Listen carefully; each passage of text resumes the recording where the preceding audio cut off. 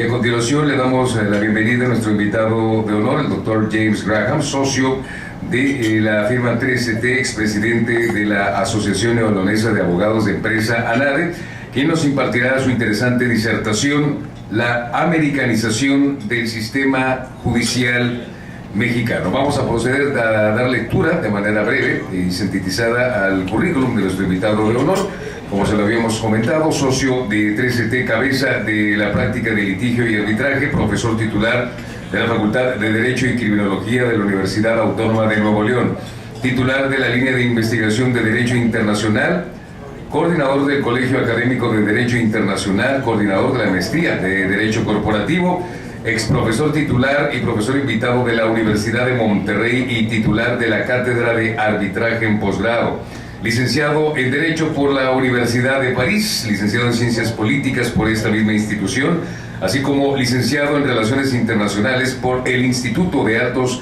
Estudios Internacionales de París, maestría en Derecho Internacional por esta misma institución, doctor en Derecho Internacional Privado y Arbitraje Internacional también por la Universidad de París, estudios superiores de la Academia de Derecho Internacional de La Haya, secretario del capítulo de Nuevo León de la Barra Mexicana del Colegio de Abogados, miembro del Consejo de Administración de la Barra de Abogados de Estados Unidos Mexicanos, presidente de la Asociación Mexicana del Derecho del Fútbol, presidente de la Academia Mexicana de Derecho del Deporte, miembro numerario de la Academia Mexicana de Derecho Internacional Privado y Comparado, expresidente de la sección Nuevo León de la Asociación Nacional de Abogados de Empresas, expresidente del Colegio de Doctores en Derecho de Nuevo León, miembro de la Sociedad Francesa para el Derecho Internacional, de la Sociedad Americana de Derecho Internacional, de la Asociación Suiza de Arbitraje, del Instituto Alemán para Arbitraje y del Comité Francés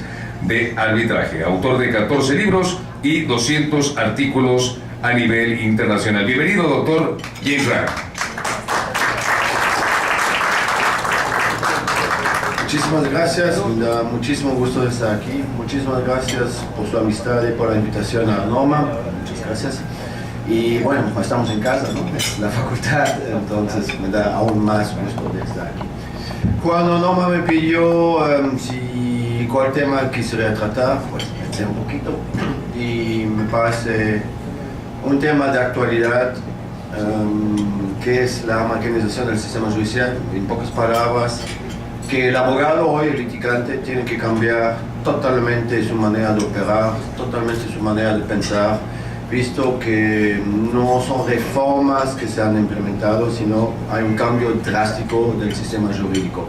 Y a eso, si me permiten, quisiera platicarles unos 20-30 minutos y obviamente con mucho gusto estoy a sus órdenes por cualquier duda o pregunta. Si me preguntan por qué el perro, eso también después puedo explicarles. ¿Sí? Sabemos que desde la independencia de México, México tiene un sistema de derecho civil. España tiene un derecho civil. El derecho civil de España viene de Francia, todos los derechos civiles vienen de Francia, sino de Alemania, por el código napoleónico. Napoleón fue alguien que tuvo visión. Hasta la Revolución Francesa no había leyes escritas en Francia, había solamente costumbres. Cada pueblo tuvo su costumbre. Cuando cambiaste de pueblo, tuviste que preguntar cuál es la costumbre del pueblo. Y muchas veces también no fue muy clara cuál fue exactamente la costumbre, ¿no? Con todos los problemas. Unos 20 años antes de la Revolución Francesa, un autor intentó al menos de poner en papel las costumbres de París, que fue un poquito el precedente ideológico del Código Civil. Cuando Napoleón finalmente tomó el poder, hace una revolución, que es la autonomía de la voluntad y los contratos. Cuando decían con la revolución, eso ya existe desde los romanos. Pues sí, los romanos lo tuvieron, pero se perdió en el tiempo. Si tomamos la época romana hasta la Revolución Francesa, había solamente dos cosas que fueron fundamentales: la familia y la tierra. La tierra fue la fuente de riqueza. Si tuviste tierra, fuiste rico o poderoso. Y si no tuviste tierra, pues en pocas palabras, en la época fuiste esclavo. Y la familia, por razones obvias. Bien. Pero Napoleón, si chequen su código, así está estructurado, dijo: hay la nueva revolución que va a venir, que es la revolución industrial, la prestación de servicios, los negocios, contratos, ¿sí? Y por eso la estructura del código es familia, propiedad y obligaciones, ¿sí? Los contratos. Y lo exportó a través de sus guerras en toda Europa, ¿no? Y con Europa después del resto del mundo. El segundo sistema que tenemos, que obviamente conocemos, es la Common Law. ¿Por qué hoy yo considero que México ya es Common Law? Es la idea que quiero demostrarles que la Suprema Corte, por ahí va, sino que ya está. La Common Law, en pocas palabras, es lo contrario del derecho civil. En derecho civil tenemos, primero, códigos, tenemos leyes, es inscrito. Segundo, en derecho civil tenemos reglas, supuesto, consecuencia. Si haces eso, pasa eso. ¿Sí? El mejor ejemplo es obviamente aquí en el Código Civil de Nuevo León, el 1807. Si haces daño a alguien, tienes que indemnizarlo. ¿Sí? Entonces, cuando litigas, tienes que demostrar que había un daño, y si había un daño, vínculo causal y hay una compensación. La regla es clara. Y si no haces daño a nadie, pues no debes nada a nadie. ¿Sí? En la Common Law es lo contrario. No hay muy pocas leyes. No hay códigos. Hay falsos códigos que son más códigos de recopilación como el UCC. Pero el resto es costumbres, caso por caso, etc. Y la jurisprudencia son los precedentes. Si quieres saber qué tienes que hacer en un caso preciso, buscas tesis. Y de las millones de tesis que hay, vas a intentar encontrar el caso donde tu hipótesis entra o que es lo más cercano posible, y con eso a lo mejor sabes cuál es la solución. Ahora bien, ¿cuál es la ventaja y desventaja de ambos sistemas? Yo creo profundamente en el derecho civil, porque lo más importante para mí no es la justicia o que sea justo o no sé qué, porque la justicia tal cual no existe, sino la previsibilidad y la seguridad jurídica. ¿Sí? Quiero saber si hago eso, qué va a pasarme. Y quiero mi pequeño libreto, que es el código, y checo, y ya sé qué va a pasar. ¿Sí? Un ejemplo. ¿Cuándo una persona puede firmar un contrato? Tiene que ser capacidad legal, ¿no?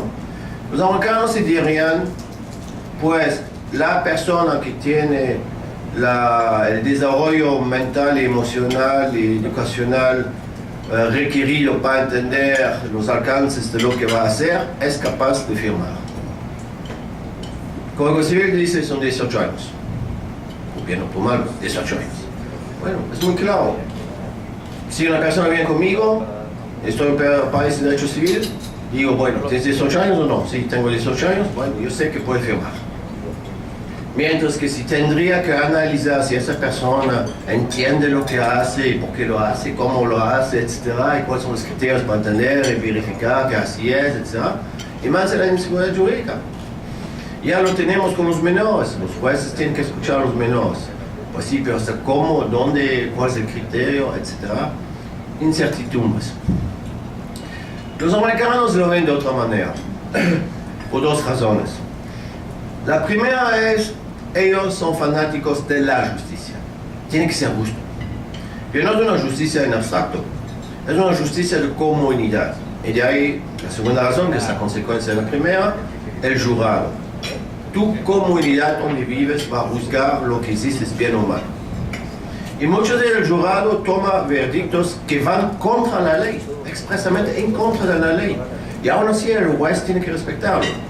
Entonces, si usted logra convencer a 12 miembros de su comunidad que lo que hizo, no obstante que sea ilegal, pues que fue ilegal o que fue justificado en ese caso, pues ganan su juicio.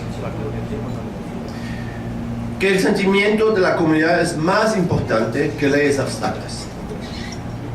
Paréntesis, México no tenemos jurados. Cierro la paréntesis. Bien, entonces, México, país de derecho civil, tenemos el Código de Comercio, el Código Civil, etc. Pero poco a poco las cosas cambian. La primera americanización o pre-americanización fue los métodos alternos, la mediación.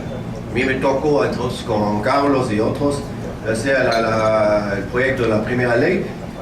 Y siempre dije, no entiendo por qué quieren una ley. Primero, la mediación no necesita una ley para empezar. Es una transacción que está en Código Civil. Pero independientemente de eso, es que en Estados Unidos 95% de los litigios se arreglan por mediación, etcétera, etcétera. Sí, es cierto, pero se olvidan muchas cosas. Primero, que el sistema judicial es un conjunto de muchas cosas. Bien. En Estados Unidos, cuando metes una demanda, no es como aquí. La demanda es una hoja. ¿Sí? Dices, oye, tuve un contrato con tal persona, quedamos que me paga $1.000.000 y no me ha pagado. Y la contestación también es una hoja diciendo, no es cierto, yo lo pagué y... Bueno. Y después se habla el discovery, que es el periodo donde los abogados de ambas partes buscan las pruebas y tienen acceso a todo lo que la contraparte tiene, sus testigos, sus empleados, sus emails, lo que sea. Y después, como cada parte ya tiene todo, empieza a redactar la verdadera demanda y la verdadera contestación, ¿no? Que son demandas como aquí. Pero la diferencia es que antes de presentarse demanda, tiene que presentarse ante el juez. Y el juez va a preguntar, ¿seguro que quieren continuar? Y ahí es en donde la mediación o la negociación sale. Visto que cada uno tiene las pruebas del otro, ya pueden medirse. Y si ves que tus argumentos no son los mejores y que la otra parte tiene mejor, dices, bueno, un cafecito, vamos a negociar, a ver qué. Bueno. Y aquí no es factible, ¿por qué? Porque con la demanda tienes que anexar todas las pruebas. Y no obstante que el Código de Comercio te permite, leemos el código, ahí son muy bien anotados con los jueces, de no anexar toda la demanda, en práctica los jueces te lo rechazan si no está en la demanda, punto. Para una vez que metiste la demanda con las pruebas, si posible insultaste a la contraparte, pues sí, la contraparte te la regresa, te insulta también, y una vez que todos se insultan, pues ya nadie va a negociar. Vamos por la total hasta las últimas consecuencias. Bien. Entonces, eso explica el fracaso de la mediación aquí. Salvo materia penal, que es aparte, ¿no? Pero en civil, comercial, civil familiar un poquito, ¿no? Pero mercantil, es que si no se negocia la primera, es de litigio hasta el final. Bien. Los americanos no entender nuestro sistema, y como es nuestro primer partenario comercial, ¿no? Pues hicieron mucha presión para que se adopten las leyes de mediación, etc., en todo el país. Y ya las tenemos. Muy bien. El segundo elemento que tampoco quiero desarrollar, porque ya se habló mucho de eso, es la oralidad. ¿Sí? Antes, todo por escrito, muy típicamente Europa continental, y saben que en Estados Unidos hay muy pocos escritos, todo es oral. Pues se puso la moda y tenemos la oralidad de todas las materias. ¿Ok? Bien. Y en ese momento, cuando ya viene toda esa ola de la oralidad, 100% financiada por los americanos a través de Chile, para que no se vea tan gringo, un poquito más latino, pero ahí va. La Suprema Corte empieza su revolución. Fase número 1, empieza a implementar nociones procesales americanas. La más famosa es el stopper. El stopper en Estados Unidos es que nadie puede contradecirse procesalmente. No puedes decir la demanda que tú fuiste y 3 días después decir que tú no fuiste. ¿Sí? Y la Suprema Corte llama a eso la doctrina de los actos propios. ¿Sí? Nadie puede contradecirse, en latín venir contra factum proprium. Si dices una cosa, tienes que ser coherente y ir hasta el final con ese precepto. La segunda, mucho más discutible, que hace muchos problemas de la práctica, es el levantamiento del velo cooperativo. Es algo que existe en Estados Unidos desde 30 años y la Suprema Corte en los últimos 10 años lo desarrolló mucho. ¿Qué es? Pues nadie lo sabe, pero en pocas palabras la Corte nos dice que es el descubrimiento de una apariencia que conduce a evidenciar la coraza corporativa en la que se oculta el verdadero autor material de hechos que atentan en contra de la buena fe. La verdad de aquello que extravierte los secretos medulares financieros de procesos. ¿Qué quiere decir eso? Ni la menor idea, y el que lo redactó, la tesis, supongo que tampoco, pero bueno.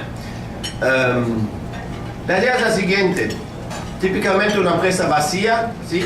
Firma contratos multimillonarios y en el momento que tiene que pagar, pues no tiene nada, no paga y la empresa es vacía. Donde los americanos dicen, es justo, justicia, pues que vamos contra el dueño de su patrimonio personal. Bien. Pero si la personalidad moral ya no es diferente de la personalidad de sus miembros, de sus socios, ¿por qué tenemos personas morales? Digo, no hace sentido. Y si uno es tan estúpido para firmar un contrato multimillonario con una empresa vacía, pues es un problema suyo. ¿Por qué no fue el registro público a checar? ¿Por qué no pidió garantías? ¿Por qué no pidió lo que sea, no? Digo, seamos adultos. Pues no. Total, la Suprema Corte lo implementó y de manera regular se litiga eso acá. Fase 2. Ahí sí entramos en el tema. Los estándares.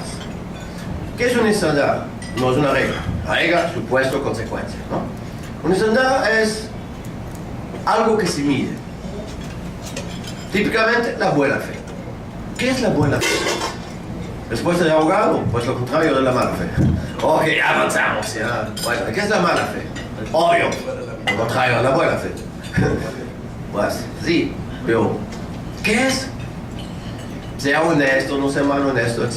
Pero, ¿qué es? No lo sabemos y la buena respuesta es, pues caso por caso, te vamos a decir qué es o qué no es. Bien. La primera fue así alrededor de los años 2012. No digo que es la primera tesis que hablo de eso, pero es una de las primeras, en donde la Corte nos dice que en materia de responsabilidad patrimonial del Estado, es la razón de esta responsabilidad es de propiciar y garantizar, en primer lugar, la actividad administrativa que sea regular y que la gestión pública, privada, se preste conforme a ciertos estándares de calidad. Y si no es así, el Estado es responsable.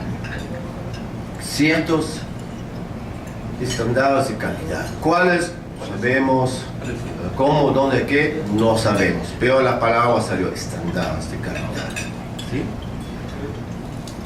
Eso fue en 2012 en un tribunal colegiado administrativo.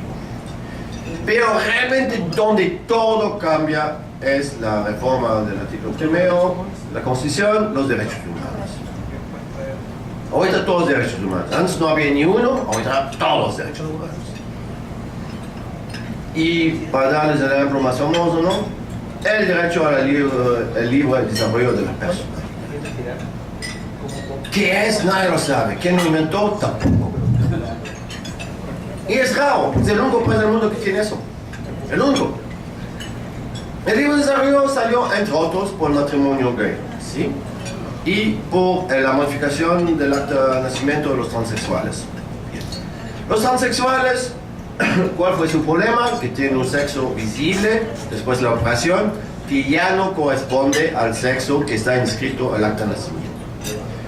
Todos lados del mundo se lo resolvió sobre la vida privada. ¿Sí? Obviamente, si vas por un trabajo y tienes que explicar todo tu historial y por qué te operaste, etc., es algo de tu vida privada, ¿no? Y nadie tiene el derecho de preguntarte eso. Entonces, sobre la disposición, en Europa es el artículo 8 de la Convención Europea de Derechos Humanos, protección de la vida privada, los tribunales ordenaron la rectificación o la modificación del acta de nacimiento para que ya no tienes que divulgar tu vida privada en cada momento. Bien. ¿Por qué México no hizo eso? Tan sencillo, ahí estaba. Pues solamente hacer copy-paste. Ah, no, tenemos que inventar algo nuevo. El libre desarrollo de la personalidad. Pues sí, pero chequen la diferencia. El transexual en Europa le cambian la televisión sobre vida privada. Eso nada que ver con la poligamía. Oh. Pero el libre desarrollo sí. Si yo quiero desarrollar mi mi personalidad de tener 8 mujeres, ¿cómo vas a decirme no? Además, las 8 son las mejores amigas, mejor son hermanas, son 8 hermanas, ándale, una vez. ¿Cómo vas a decirme que no? Eso además que utilizaste el libro de desarrollo para el matrimonio gay. Te dice que 2 hombres o 2 mujeres pueden casarse para que puedan libremente desarrollar su personalidad. ¿Por qué no puedo casarme con mis 8 mujeres? O 3 mujeres y 5 hombres. El poliamor. En Colombia el poliamor desde 2 años ya es implementado y ese año entró en vigor. Puedes casarte con 3 hombres, 5 mujeres, lo que tú quieras. Poliamor. ¿Sí? En lugar que tu mujer todo el tiempo te reproche ser infiel, vivimos en paz juntos. Oye, ¿y por qué no puedo casarme con mi perro? Digo, desarrollar la personalidad. El perro no van a decir que no puede consentir, pero bueno. Pero si lo ves, está muy contento y me quiere mucho. Pero bueno.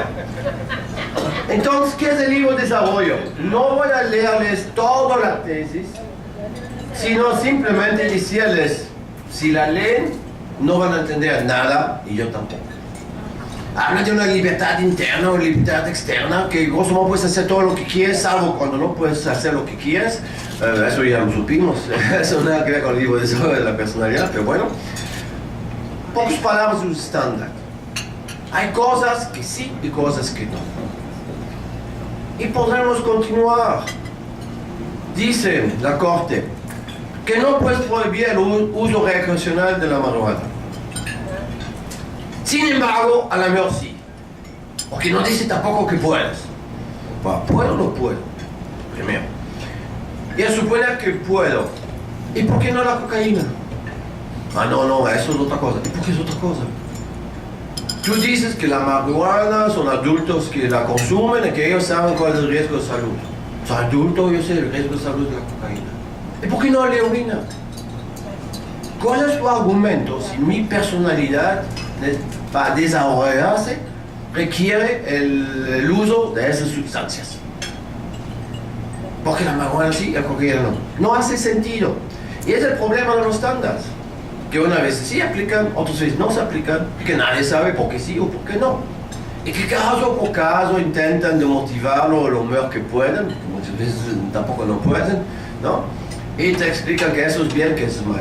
Las reglas son claras. La marihuana es legal, la cocaína es ilegal, ya sabes. Todo es ilegal, ya sabes. Todo es ilegal, ya sabes. ¿Sí? Pero hoy en fecha, si aquí vamos a fumar todos juntos un churro de marihuana y la policía entra, no sabemos cómo va a terminar eso.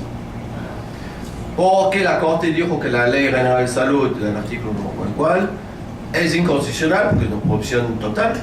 Sin embargo, que tampoco no es legal. El penal te dice es ilegal, pero bueno, hay el consumo personal hasta cierta edad, etc. Bueno, ¿arriesgamos nuestra libertad o no haciendo eso? No sabemos. Antes fue muy sencillo, tu código penal dijo que sí o no y se acabó. Hoy ya está mucho más complicado. Segundo ejemplo de estándares en materia mercantil ahorita, la usura. Todas las del mundo, la usura está normalmente legislada. Aquí nosotros metimos 2 amparos contra el Congreso local y el Congreso federal, porque los diputados no hacen su trabajo, no hacen su trabajo. No está complicado de definir una tasa de usura. ¿Sí? En Europa el promedio es entre 18 y 20%, según los países, ¿no? Y los pocos países que no tienen una ley tal cual, como Alemania, los tribunales tienen un precedente, que es la tasa interbancaria del día, de la mañana, que se toma como referente. Bueno, más unos puntos.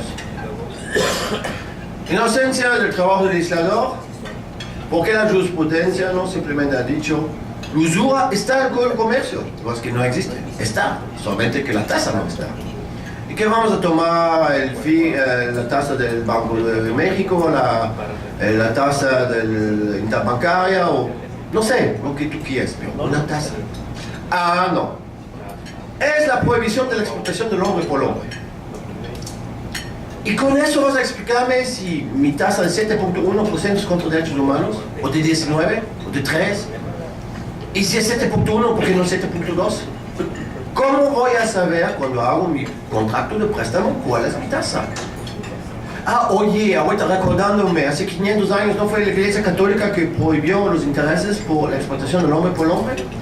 No son los musulmanes o en fecha que todavía tienen esa prohibición por el Corán. Entonces, cualquier interés es ilegal, inconstitucional. Porque aunque si pagaras el 0.0001, alguien haría dinero contigo sin trabajar. La explotación del hombre por el hombre. Tumbamos todo el sistema. Ahí los jueces federales dicen, no, te vas al extremo, no vas así. Bueno, entonces explícame cuál es la tasa que me garantiza que no vas a tumbármelo por violación de derechos humanos. Tan sencillo. Y la respuesta es, pues, es caso por caso. Sí, tenemos que ver, depende de la naturaleza del contrato, depende de la naturaleza de las partes, depende de no sé qué. Ah, si una persona rubia hace el contrato es otra cosa que una persona morena. Si es un hombre es otra cosa que una mujer. Si es consumidor es otra cosa que el trabajador. Total, no prestan dinero a nadie, porque la verdad, nunca van a tener sus intereses. En pocas palabras. Total, la Suprema Corte lo definió con la siguiente manera, lo ven en rojo. La usura como cualquier otra forma de explotación del hombre por el hombre. Escuchen bien, la usura como cualquier otra forma de explotación del hombre por el hombre. Quiere decir, en pocas palabras, todos los contratos laborales también son inconstitucionales. Porque por definición el patrón explota a sus trabajadores. Por definición. ¿Sí? Bien. Parte cerrada. Deben prohibirse por la ley, en tanto que no instituye límites, parámetros o elementos que permitan a los particulares en las instituciones de crédito normar su criterio en la aplicación de los intereses que pudieran derivarse de las diversas convenciones que se elevan de tipo pactada. Fíjense, convenciones que se elevan al tipo pactada, así que el orden, el mandato constitucional y la comentada convención. ¿Qué es eso como definición? Cero. ¿Sí? En lugar de darme o una tasa fija o el referente como en Alemania, que es la tasa interbancaria. Y así podemos continuar los ejemplos, hay muchos. El principio pro persona es que tienes que interpretar a favor de la persona. ¿De cuál persona? ¿Cómo? O por ejemplo la perspectiva de género. La perspectiva de género tuve hace 2 semanas una audiencia bien chistosa. Y desafortunadamente para mí, afortunadamente para el cliente, vamos a tener un arreglo y bueno, nunca voy a saber qué va a pasar. Pero ahí va. Divorcio, la mujer echa afuera, en pocas palabras, el hombre y mete el divorcio. Bien. Pensión alimenticia provisional, ¿sí? Y ¡boom! 30%, automáticamente, clac, 30%. Ahí va. Digo a la jueza primero, oye, 30% es inconstitucional, los porcentajes son inconstitucionales, actualízate. ¿Sí? Me dice que no, mete la revocación. Y la revocación empieza con una tesis de arriba que dice, revocación, artículo tal, Nueva León. Que la revocación se aplica. Y me dice, no, aquí no hay revocación, me da igual. Ah, bueno. Total, reducción. Mete escrito reducción, que las pensiones provisionales se reduzcan, etc. Y me saca una tesis de 1995, no sé qué, diciendo, no, aquí no hay reducciones. Pero el punto es el siguiente. Metemos todos los escritos, todo, y le digo, oye, ya no soy tonto, veo que vas del lado de la mujer. Hay una cierta solidaridad femenina. Pero tienes que buscar con perspectiva de género, que no se aplica solamente a las mujeres, sino también a los hombres. Y en ese caso, mi hombre es la víctima. Bueno, total, con un litigio nunca va a realizarse, nunca voy a saber cómo va a buscar en perspectiva de género. Y la verdad, tampoco no sé qué es. Y tampoco no sé qué es lo que lo solicité. Solamente me pareció bien así decir. Y se solicita que se busca con perspectiva de género.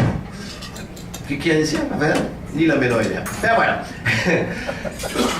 Todos esos estándares suenan bien, son pro persona, son todo lo que quieren, pero no son reglas y no tenemos ninguna certeza jurídica y no sabemos a dónde vamos. Y a propósito, ¿a dónde vamos? Respuesta, nadie sabe. Un ejemplo, entre otros, es que la Corte no quiere definir nada. y es el problema. La Corte podría decirnos, no soy legislador, y tiene toda la razón. Pero cuando la Corte, por ejemplo, hace el matrimonio gay, ¿no es legislación? Bueno, entonces no es porque lo disfraza como estándar, que no quiere decir que no puede hacer leyes, entre comillas. Pero también es que la Corte no quiere hacer su papel, que es de tomar decisiones. Típicamente la jerarquía de las normas. ¿Los tratados son superiores a la Constitución o no? No es muy complicado de contestar, sí o no. Y ahí va, en la 293-2011, la contradicción T sobre el arraigo, ¿no? ¿Qué dice? Los ministros de la mayoría. Que las normas de derechos humanos con independencia de si se encuentran tratados o en la Constitución no se relacionan de manera jerárquica entre ellas. Ah, ¿no? ¿Cómo? Todas las normas son iguales. No es posible. ¿Qué hace cuando dos normas chocan? Bueno, obviamente, uno tiene que ganar y el otro tiene que perder. Y no me vengas con tu principio de interpretación conforme, que es también una estupidez de primera, porque hay cosas que no son conformes. Ejemplo, si la Constitución va típicamente, el aborto es muy buen ejemplo. El derecho humano de la mujer sobre su cuerpo, y una gente lo discute, otros no, según como lo ves, pero el derecho humano del niño que al nacer, ¿no? Va, si quieres entrar a la discusión, son dos normas que chocan. Uno tiene que ganar, otro pierde. Tienes que tomar una decisión, ¿sí? Y la Corte dice, bueno, que no se relaciona de manera jerárquica. Sin embargo, cuando hay la restricción expresa del ejercicio de derechos humanos de la Carta Magna, entonces es la norma constitucional que gana. Entonces contestaste. Porque entonces no puedes decir, mira que las cosas son muy claras, la Constitución siempre gana. Punto. En lugar de decir que hay un bloque constitucional, que la interpretación conforme, que sí, pero más sin embargo, ¿no? Así doble contradicción. Bueno, toma decisiones y díganos cómo son las cosas y no darse vueltas. Y ese de sí y no es un copy-paste de la jurisprudencia de la Suprema Corte Americana, que hasta la fecha nunca se ha pronunciado sobre la jerarquía de las normas en Estados Unidos, que siempre dice, todo puede resolverse por interpretación. Vamos a interpretar los tratados todo hasta el máximo que se ve bien con la Constitución. Pues sí, pero si la Constitución dice que la Procuraduría tiene derecho al arraigo y que los derechos humanos, los pactos de derechos humanos dicen que no, no hay una interpretación que se puede conformar con ambos. Es tomar una decisión. Uno gana, otro pierde. Pero bueno. También estamos en un cambio cultural. Los milenios, ¿no? Los famosos milenios. Y el milenio, en la cultura milenial, está basado en el narcisismo. Saben que los milenios son narcisísticos, pero ya casi enfermos. Todo alrededor de yo. Yo merezco, yo tengo derecho, yo soy feliz, yo y yo. Selfies. ¿Sí? Selfies. Ya la foto no importa. Selfie. Yo. Tú no importas, yo sí. Bien. Y lo tenemos en derecho. La moda. Yo mujer, yo consumidor, yo trabajador, yo homosexual, yo... Bueno. Todos son una categoría especial y merecen derechos especiales. No entiendo. Pensé que todos somos iguales. No es un derecho. Pues resulta que no somos iguales. Hay una categorización. Una gente tiene más que otros. Y veo que hay muchas mujeres aquí y van a enojarse mucho conmigo, pero ni modo, bueno, de todos modos. ¿Qué quieres que te diga? Pero bueno, ¿qué es esa? Solamente piénsalo. Feminicidio. Ah, porque en homicidio hay la palabra homo. Hombre. Hay solamente una sola cosa, es cuando una persona quita la vida a otra. No importa que sea hombre o mujer. No importa. Entonces, ¿por qué vamos a inventar ahorita homicidios para mujeres? Homicidios para hombres. Después homicidios para gays. Homicidios para rubios. Tenemos homicidios de periodistas. Que el presidente de la República dice que esos homicidios son más importantes que los demás. Todo mi respeto a los periodistas, ¿no? Pero, al final de cuentas, es un homicidio. ¿Sí? Y no veo porque mi vida tiene menos valor que la de un periodista.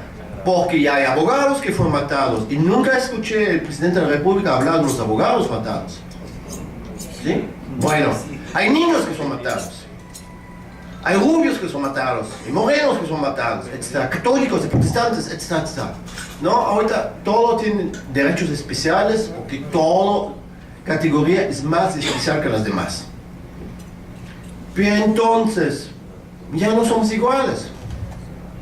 Y yo que soy más guapo que los demás, ¿y yo qué? Bueno.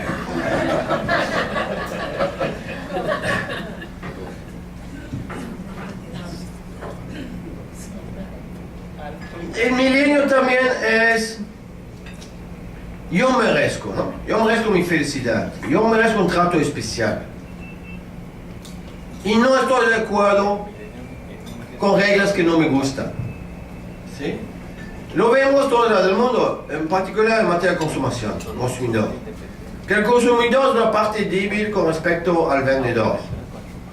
Que muchas veces puede ser, ¿no? Por ejemplo, yo soy un consumidor enfrenado de las líneas, ¿cómo se llama? Las aerolíneas, ¿no? Y siempre pierdo. Siempre me cobran el boleto 2 veces, que no eso, que eso.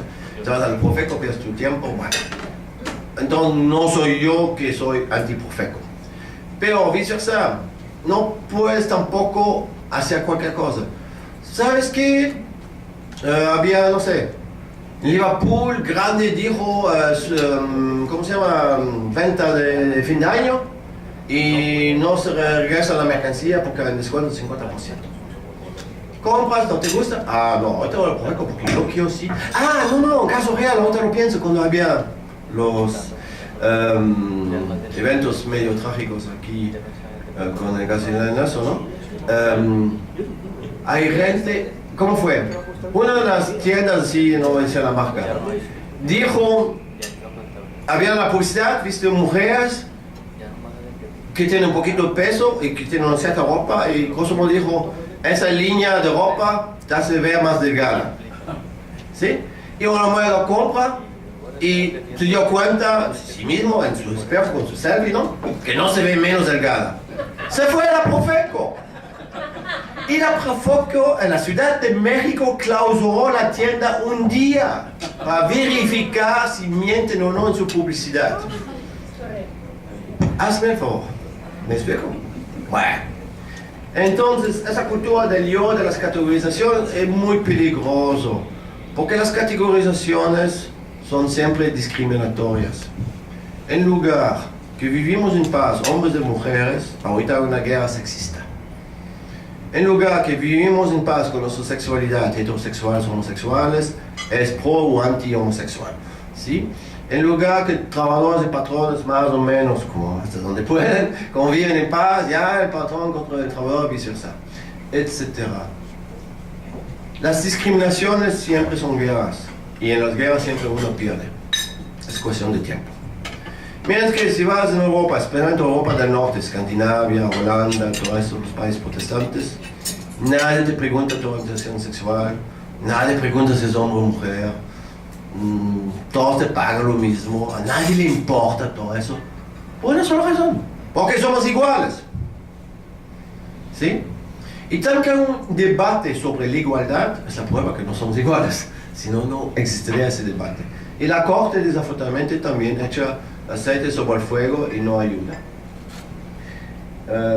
Finalmente, como conclusión, antes de darle la palabra a ustedes, a ver qué opinan ustedes, para ustedes ya, la gran mayoría son ya abogados con muchos años, entonces la recomendación no será tanto para ustedes, sino más para los abogados jóvenes. Pero sí, la primera cosa que es muy clara es su código de comercio, el código civil. Ya nunca más lo consultan, métanlo a la basura, no sirve estrictamente nada, la mitad de los artículos son inconstitucionales. ¿Sí? Inconstitucional, tan sencillo. El Código Civil de Nuevo León es una reliquia de otro siglo, no sirve. Es que sí, cuando la mesa se mueve lo meten abajo para que la mesa se quede bien. Porque todo es inconstitucional. Prueba es todos los capítulos, bueno, ya lo reformaron, ¿no? De todos los capítulos sobre, por ejemplo, no, todavía no está, pero me anticipé, del matrimonio gay, ¿sí? como me ha dicho, todavía es la definición tradicional hombre, mujer y niños y cosas así. Toda la mitad de las cosas de materia familiar, procesalmente también hay muchas inconstitucionalidades. La única regla hoy en fecha en México es tesis, tesis, tesis, tesis y tesis. ¿Sí? Eso es mal, yo digo que sí. ¿Por qué? Porque al contrario de Estados Unidos, en México no hay presidentes. El único presidente que tenemos es la Suprema Corte cuando es contradicción de tesis o cuando es un voto de más de 8, etc. Entonces sí es aplicable a todas las autoridades, etc. Pero esos son casos muy graves. La gran mayoría de tesis que un colegiado da la tesis y dice que, bueno. Pero en Estados Unidos, en un circuito, cuando hace una tesis, todos lo respetan, todos. Nadie va a empezar a impugnar la tesis en sí mismo. Lo que los abogados o los jueces hacen es que a la mejor demostrar que ese caso es diferente de la tesis. Miren que aquí, en Nuevo León, los jueces locales, por ejemplo, les da igual las tesis federales. No existe por ellos. Dicen, legalmente no tengo ninguna obligación de respetarlas. No es falso, es cierto. Pero oye, pero si ya te lo dicen, ¿por qué más perder 3 años en amparo? ¿Sí? Si ya sabemos que voy a ganar. Ah, no. Se llama la libertad de criterio. Yo llamo eso fastidiar al ciudadano. Pero bueno. Segundo, hay muchos contradicciones de tesis que nunca llegan a la Suprema Corte. ¿Sí? El colegiado de Nuevo León dice una cosa, el de Sonora dice otra cosa, el de Chiapas dice otra cosa, y por razón, circunstancias como es, no llega a la Suprema Corte. Entonces no sabes, es cierto, no es cierto, o según dónde vas, es cierto, puede ser cierto, etc. 3. En Estados Unidos, los presidentes, tanto de los colegiados como de la Suprema Corte, te hacen una casi regla, te explican las cosas. Y aquí tenemos obras literarias surrealistas que te hacen definiciones que nadie entiende, por una interpretación sistemática, histórica, integral, lógica, de no sé qué, de la norma redundante que es contundente, pero que es redundante, me explico, etc. Vamos a llegar a que... Bueno, ¿de qué me hablas? Bueno, ni modo. ¿Sí? Y Chaca, la mitad de las tesis no dice absolutamente nada. Es así, fantasías que ahí van. Y otras tesis sí, bueno, más o menos te explican. ¿Sí? Entonces las tesis no te explican, ¿cómo quieres saber qué es real o no es real? ¿Todo eso va a cambiar un día? La única respuesta es, depende del legislador. El legislador obviamente puede cambiar todo. ¿Sí? Muchas veces el legislador no hace su trabajo, pues si no le gusta que la Corte lo haga, para que haga él el trabajo. ¿Sí? Es uno. Y 2, sobre el matrimonio gay, yo en lo personal soy muy a favor del matrimonio gay. Al final de cuentas, la gente tiene el derecho a ser felices. Pero no estoy de acuerdo cómo se hizo. Porque eso es realmente una violación total del poder legislativo. La Corte, a través del estándar de derechos humanos, obligó a todos los estados no a aceptar el matrimonio gay. Que los estados tienen o no tienen que aceptarlo, cada uno su opinión, pero al final de cuentas tiene que ser una decisión del legislador, en este caso como es materia civil, de los congresos locales, ¿sí? Pero no así. Y finalmente, la fórmula Botero, que todavía nunca entendí tampoco. La fórmula Botero creo que es lo peor que hay en ese país. Ahí va, matrimonio que es muy bueno. Quiero casarme con mi novio, el registro civil me lo rechaza, me amparo, gano y dicen, no, todos los gays tienen derecho a casarse. Hoy también mi amigo quiere casarse, no puede utilizar ese amparo. El registro civil va a decir, oye, ¿quiere casarme? No. Oye, hay un amparo. Ah, no es tuyo. Ándale, reempieza. Tú también. Y así 50.000 o 100.000 o no sé cuánto antes tiene que ampararse hasta que finalmente la Suprema Corte dice que no es así. Pero si ya lo has dicho una vez, ¿por qué tienes que repetirlo 1000 veces por los demás? ¿Sí? Y por eso los litigios son tan pesados y tan largos. Y por eso el ciudadano no tiene acceso a la justicia. Porque todo está bloqueado por el amparo, que en sí mismo es un muy buen mecanismo, por sí mismo, ¿no? Pero, ¿por qué? Porque lo que un tribunal dijo, si no fue para ti, pues tú tienes que relitigar todo eso y a ver si a ti también te lo dicen. Y si tienes mala suerte, cambio de juez y ¡pum! Pues yo no. Ándale, reemplazamos, ¿no? En pocas palabras, no se vale. Tan sencillo. Porque son largos, cuesta, los abogados, etc. ¿Sí? Y es tan sencillo hacer reglas claras, etc. Y el legislador tiene que cooperar con la Corte. Cuando la Corte dice que el usura por es inconstitucional, ¿por qué el Congreso Federal no inmediatamente dice, bueno, hacemos la ley de usura? Y la ley de usura es muchísimo trabajo, es un artículo. La usura es 19%, la usura es, llámalo como es, ¿no? ¿Me explico? Pero no lo hacen. Entonces no todo es culpa de la Corte, pero la tendencia es como en Estados Unidos, y la verdad a mí no me gusta, pero no tenemos opción. E insisto, hoy ya no se litiga o no se preparan contratos sobre los códigos de las leyes, que a nadie le importa, sino sobre las tesis y lo que dicen los jueces federales. Y pues eso fue en pocas palabras mi opinión. De nueva cuenta, espero que las mujeres no van a matarme, no tengo ningún problema con el feminicidio, pero bueno. Sí, y pues la palabra es suya. Muchísimas gracias.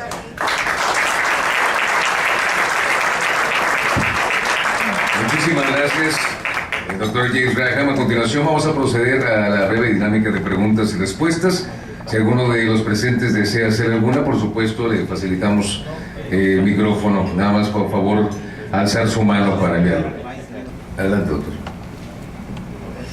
Graham, felicidades. Gracias. Excelente tu opinión sobre el tema de americanización.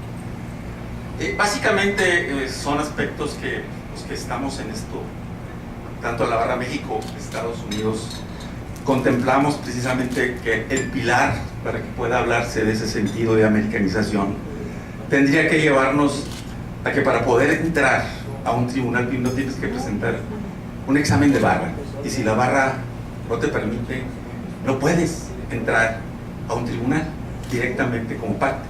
Lo otro es selección de jurado, para poder entrar a ese concepto de poder integrar un elemento de decisión, el examen hacia los testigos y sobre todo el examen que tienen las dos partes de poder saber quién los va a juzgar, es todavía mayor. Y directamente al propio concepto del escenario, lo que está sucediendo en ese momento en esas cortes, los sistemas que operan son tremendamente hermosos, porque hasta tienes un pintor que está sacando la figura de lo que está sucediendo en el escenario, pero además hay una persona que no deja de trabajar sobre lo que sucede hasta el que esté volando una mosca en ese momento sobre el edificio y las cámaras que operan, y básicamente todo un elemento fundamental que no se da en México definitivamente, porque el concepto de traductor no se eficientiza básicamente como se da. Y el otro elemento es considerar directamente ese debido proceso en toda su magnitud adecuada, y no una copia. Tienes toda la razón.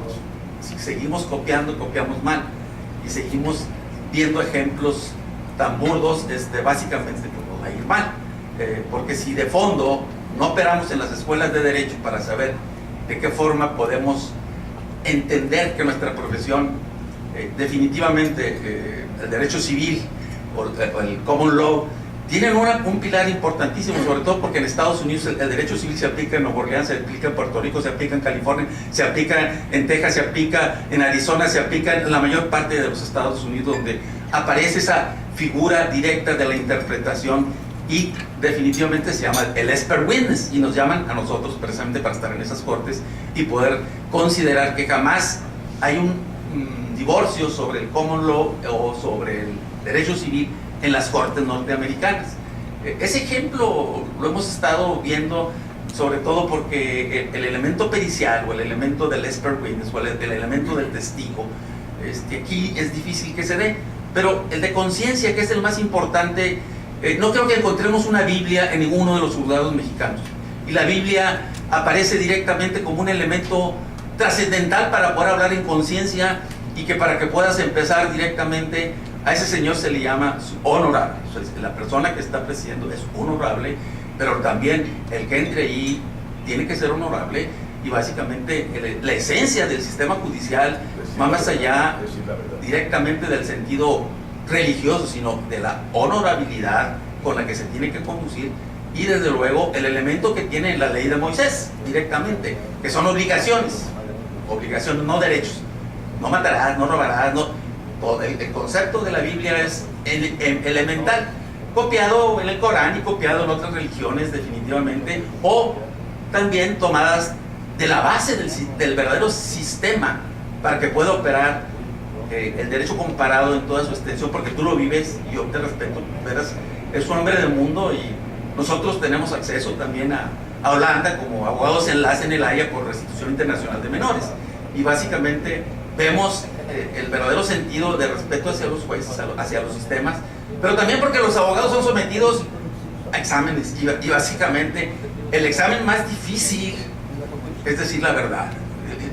Cuando llegas al concepto de que no puedes simular, de que no puedes presentar cualquier cosa y que el juez te dice con todo su respeto, pero ahorita la barra va a recibir la suspensión por andar ustedes presentando algo que no está adecuado a los principios rectores de decir la verdad.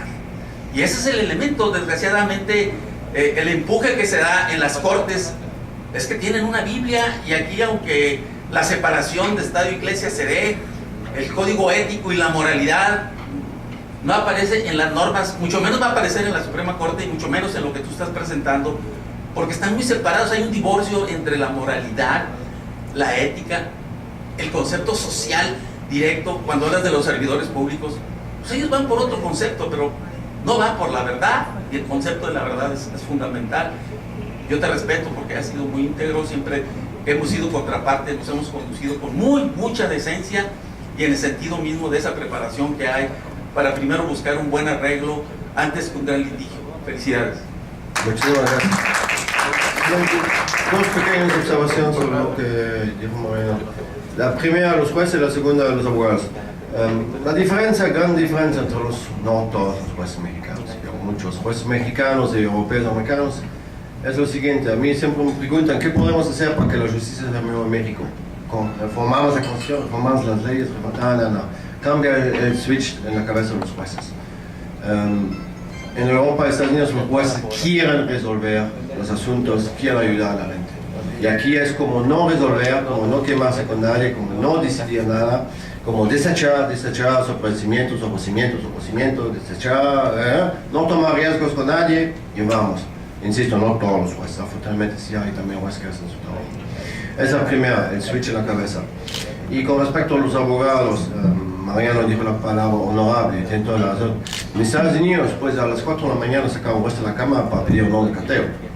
Pero más vale que tengas muy buenos argumentos y más vale que sea cierto, porque si no te la pasas el resto de tu vida en cárcel, ni más ni menos. Contempt of court y contempt of court no hay limitantes en la pena de carcelación, es el buen gusto, el buen placer del juez, ¿sí? Y eso tiene la ventaja que muchas veces allá la justicia, no siempre, más rápida, porque justamente puedes ir con el juez, puedes pedir mociones, te lo firman en el ascensor, te lo firman donde sea. Muchos jueces ni siquiera te lo leen, pero no crees que puedes hacer lo que quieres, porque si te cachan, nada, te vas para siempre. Total, 99.9% de los abogados nunca van a ocurrir de mentir a un juez. Y el 0.1, pues paga las consecuencias. Vean que aquí estamos de acuerdo, que desafortunadamente también, seamos honestos, ¿no? Tenemos muy malos colegas que no hacen las cosas como tienen que hacer, y es también porque simplemente no hay consecuencia. Ejemplo, te vas al penal, incidente criminal, falsa declaración ante la autoridad. Realmente comprobado, si un real, ¿no? Dice público, yo que yo tengo otras cosas que hacer, ¿no? Y ahí se queda, pues digo. ¿Qué pasa? Nuevamente, estimado doctor, felicidades por su plática. En realidad, lo que estamos es, hay la common law en Estados Unidos, hay la written law en México, o sea, estamos, la conclusión sería que en México, que todo debe ser escrito, o sea, en realidad nosotros somos written law, o sea, nuestra ley es escrita. Lo que queremos es decir en toda la plática que estamos convirtiendo el written law en common law poco a poco. ¿Será esa la conclusión? Sí, 100%. Y digo, todo va a ser oral. Y eso se agrega a un fenómeno milenio también que no comenté. Hoy está prohibido de leer. Está prohibido. Si lee, su alma se va al infierno. Pues no, en serio. Twitter son 140 palabras. Si no entran los 140 palabras, no existe. ¿Sí? Los juzgados nunca leen la segunda hoja. Se queda en la primera. Si ahí ya te olvidas un coma, ya se acabó. No es que es más allá. Bueno, hay una cultura de no leer, todos lados del mundo. Todo es visual, todo es ahorita oral. Bueno, ¿por qué les alcanza la oralidad? No se olviden que la gente que vinieron de Estados Unidos no tuvieron educación. Fue gente pobre, si no, no hubieran venido de Estados Unidos, ¿no? Y de ahí la cultura oral. Vean que Francia o Alemania o otros países siempre fueron países de una larga tradición de educación y por eso fue por escrito. La Iglesia Católica, entre otros, con su influencia. ¿Sí? La pregunta hoy, más allá, si queremos sacármelo de derecho civil, es mucho más trascendental. ¿Queremos un pueblo con educación o queremos gente sin educación? Si queremos gente sin educación, obviamente todo tiene que ser oral. Si nadie sabe leer escribir, ¿cómo vas a leer escribir? ¿Sí? A mí me tocó una vez un pasante que me dijo literalmente: doctor, no me gusta ni leer ni escribir. También me vine a la profesión, digo. Pero quiero ser abogado. ¿Sí?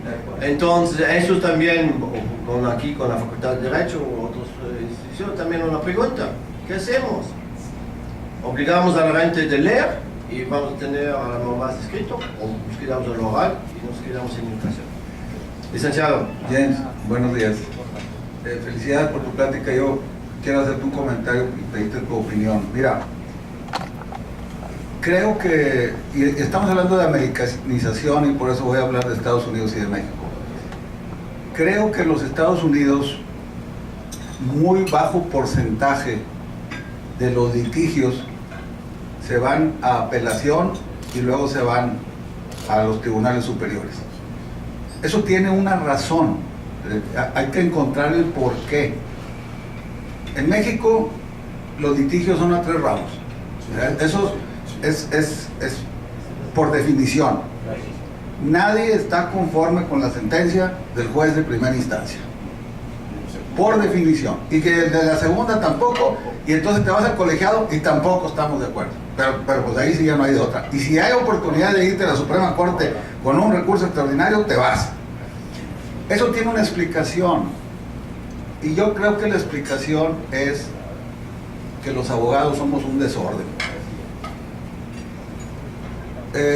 En los países desarrollados, el ejercicio de la abogacía, ya sea en el ámbito privado o como impartidor o procurador de justicia, está sujeto a reglas muy estrictas de conducta.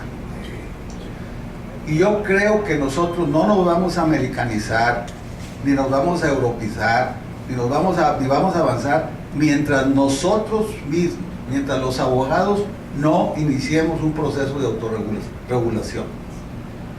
Duele mucho, pero si no lo hacemos, vamos a seguir buscando culpables donde no los hay.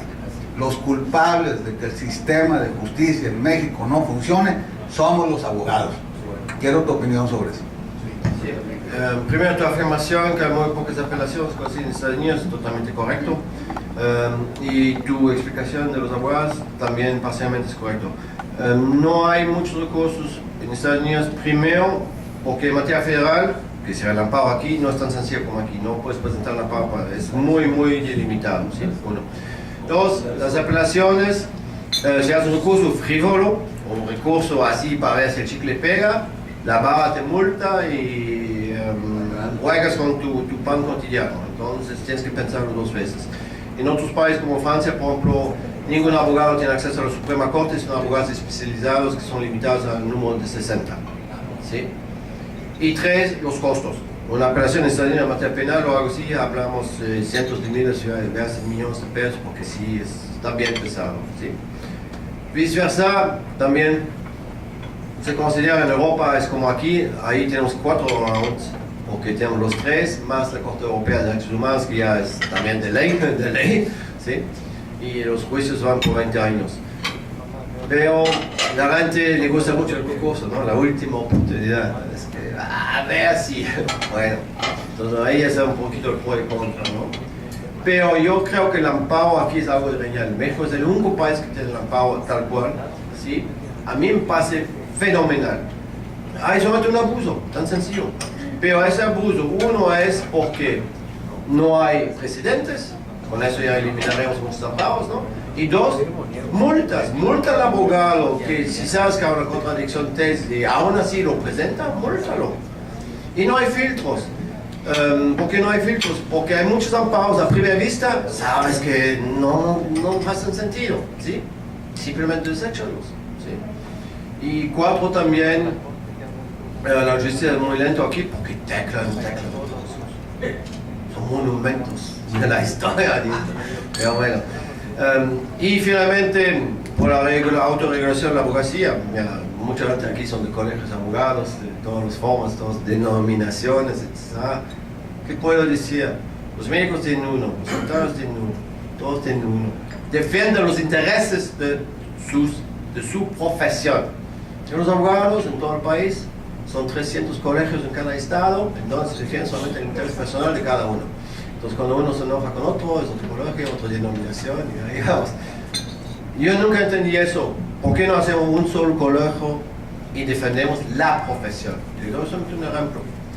Durante 13 años me peleo para una reforma legislativa aquí. ¿Cómo es posible que las sentencias no son pagadas por cuenta del abogado, para su pago? Y que nadie me diga que no tiene ni un cliente que no le paga. Eso es una mentira. En Estados Unidos, según los estados de cómo va, el juez no, en California, cuando el juez no te da sentencia, es que las dos partes han comprobado que pagaron su abogado. No hay sentencia. Tan sencillo. Y él que beneficia de la sentencia y que el otro contraparte no pagó su abogado, pues a él le pagaron, si quiere la sentencia. El juez no se mete. En otros estados, la sentencia tiene automáticamente un embargo por todos los gastos y costos del abogado. Quiere decir, cuando la persona recibe el dinero, una parte se va por el abogado. ¿Por qué no lo tenemos aquí en Nuevo León? ¿No tenemos suficientemente abogados aquí para hacerlo? Pero no, porque si yo lo propongo, los demás van a decir no, porque yo soy yo y él es él y que él y ahí vamos. Entonces, toda la razón, necesitamos un solo colegio de una u otra manera. Hace 2 o 3 ya se van a discutir. Pero defender la profesión, pero más allá, como tú dices, regular, desafortunadamente hay muchos abogados, sí, son malos, son mal preparados, son mal honestos también hay, ¿sí? Y eso nos perjudica a todos, perjudica a los jueces, perjudica a nosotros, que intentamos hacerlo bien y aunque eso no cambia, y que no hay consecuencias, pues, no. ¿Sí? ¿Qué más? Sí, por favor. Felicidades por su exposición. Yo creo que ningún país puede sobrevalorar o disminuir la importancia que tiene su sistema de justicia. Estaríamos muy cerca de la barbarie cuando no hay justicia. Sin embargo, aquí en México también, y parte de los motivos de lo que decía Salvador, del retardo en el sistema de justicia, es porque los jueces en buena medida han caído en una actitud burocrática. A mí me ha tocado ver muchos jueces que dicen: a mí me pagan por aplicar la ley, no por hacer justicia, y yo cuido mi chambita, allá arriba que decidan en la siguiente instancia. Y eso, junto con el diseño tan abigarrado que tenemos de nuestras normas, creo que está siendo causa principal de nuestra crisis. La situación se agrava porque, contrario a otros tiempos, el Estado, como fenómeno de la globalización a nivel mundial, cada vez se interviene menos en aquellas cosas de orden público. O sea, la constante tensión entre las cuestiones públicas y las cuestiones privadas, pues cada vez son de menos interés del Estado. El Estado le deja a la comunidad que resuelva sus cosas con sus propios recursos, cada vez más, de manera creciente. Entonces, ante un Estado débil, ¿cuál será otra de las instancias que podamos seguir más allá de nuestra autorregulación, más allá de que cada quien juegue su propio papel. Gracias. Mira, uno de mis socios perdió el litigio, bueno, perdió, mucho tiempo. Me ha dicho, después de 4 años, gana todo, va en ejecución y nuevamente se ampara. Nos tumban 4 años de litigio por mal emplazamiento. Ahí va. Que el actuario no describió el edificio donde se fue a emplazar, donde lo encontraron, etc. Bueno, el actuario en su acta dijo que fue tal calle y metió una foto del edificio. Ah, no, porque no se fue hecho a mano la descripción del edificio con un artículo no sé qué del Código Procesal. Bueno, una foto, ¿qué más quieres? 4 años a la basura. Y el ciudadano no tiene litigio, tiene que pagar, etc. Y la segunda, mira, todos lados del mundo hay jueces que son jueces porque tienen familia, son jueces porque son políticos, son jueces porque no importa, eso es todos lados del mundo. Pero, insisto, es el switch. Si tú ves que el actuario te mete una foto y si no es exactamente la aplicación tal cual, va a interpretar conforme, por persona, y pone unas palabras que nadie entiende. Y piensa la pobre persona que perdió 4 años a litigar eso. ¿Sí? Yo digo que lo que importa es, no importa por qué tienes la chamba, tú eres tu magistrado, etc. Cuando la tienes, haz tu trabajo que es de tomar decisiones y ayudar a la gente. El cómo sí, no el cómo no. ¿Sí? Y si el poder falta un sello, algo que venga y no desecha, etc. ¿Sí? El sistema judicial es fundamental porque implica a todos, a los ricos, a los pobres, a los hombres, a las mujeres, implica a todo. ¿Sí? Y los jueces, todos el mundo, más y más toman decisiones complicadas que van sobre nuestro destino, porque los diputados, todos lados del mundo son flojos, no solamente aquí. ¿Sí? Por ejemplo, lo del matrimonio gay fue una gran revolución en un país católico, ¿no? ¿Lo hacemos o no lo hacemos? Bueno, pero vienen muchas otras cosas. El clonaje, ¿vamos a permitir el clonaje de los animales? No. ¿Permitimos el clonaje de las personas físicas? No. Viene toda la biogenética. ¿Podremos modificar el genoma humano? No. Sí, ¿cómo? ¿Dónde? Y si el legislador no hace su trabajo, va a recaer a los jueces. Pero si los jueces tampoco no lo hacen, entonces, ¿qué va a quedarse? Va, como dice aquí el compañero, va a ser el oeste salvaje, ¿no? Cada uno por su lado, cada uno hace lo que quiere, como quiere, y que, bueno, el más fuerte gana. ¿Sí? Y lo que me preocupa más, para concluir, es más allá de la corte, la americanización, es también la... Bueno, no encuentro una buena palabra para describirlo, entonces vamos a hacer lo siguiente.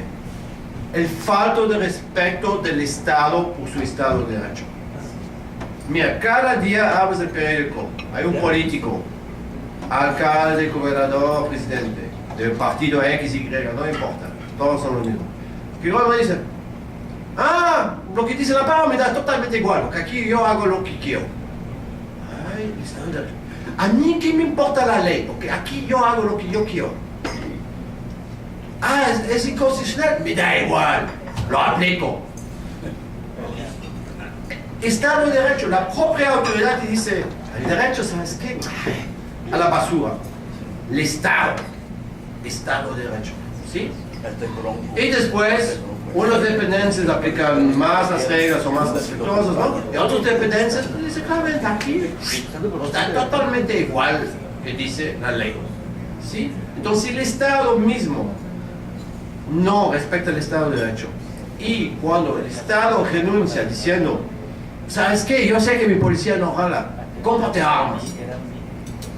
Pues entonces, es muy sencillo y es lo mismo. No hay nada de mal de ser de Cámara o derecho civil, solamente tomar decisiones, ¿sí? Y es lo mismo.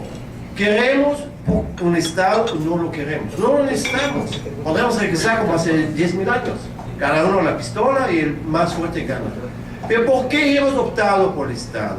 Porque hemos visto que la teoría de la violencia del más fuerte tiene siempre un limitante, que es muy sencillo. Hay siempre al más fuerte que tú. Es solamente cuestión de tiempo, ¿sí? Y entonces nunca hay una salida. Por eso hemos decidido vivir en sociedad, y cuando vivimos en sociedad necesitamos reglas, y hemos dado el monopolio de violencia al Estado para que no nos matamos uno al otro, y el Estado lo arregla a través de la policía y los jueces. Pero como dice el compañero, el juez no hace el trabajo, la policía no hace el trabajo. Y además el Estado dice, cómprate armas, más seguro. Y si ves a un policía no te confíes, es demasiado peligroso. Bueno, entonces, ¿por qué pago impuestos? Y ahí el Estado te contesta, hey, no mezclas manzanas de peras. Tú pagas los impuestos, eso. Total, mira, no todo es negro, no todo es solamente en México, es todos lados del mundo, son tendencias, ¿no? Pero para concluir con ese tema, yo en lo personal prefiero derecho civil, soy fanático de eso, pero si mañana iremos buscando, Israel, por ejemplo, hace 30 años, algo así, se me acuerdo bien, hizo el switch entre derecho civil y cámara, ahorita es Líbano que hace el switch y probablemente la República Dominicana también pueden hacer el switch, ¿no? Son decisiones, digo, acá tampoco no todo está mal, obviamente, ¿no? Pero tenemos que tener reglas claras y que el legislador nos diga, hoy somos un país de cámara y nos tratamos, o que nos diga que no, ¿no? Pero no que nos quedamos así, sin reglas, sin nada, y no sabemos cuál es el futuro. Gracias.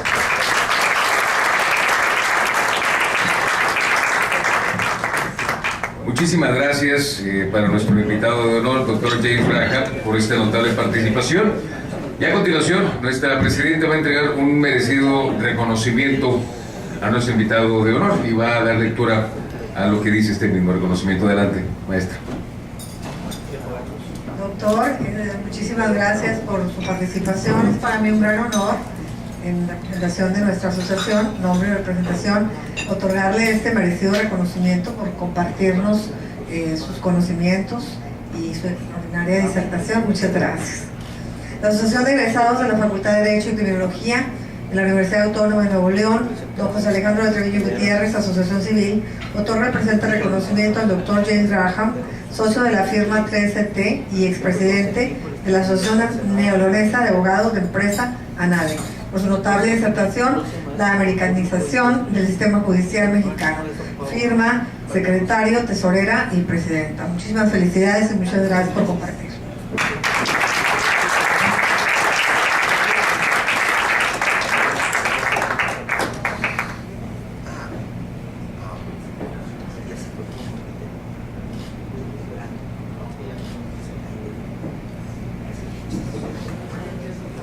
Gracias, doctor, y bienvenido.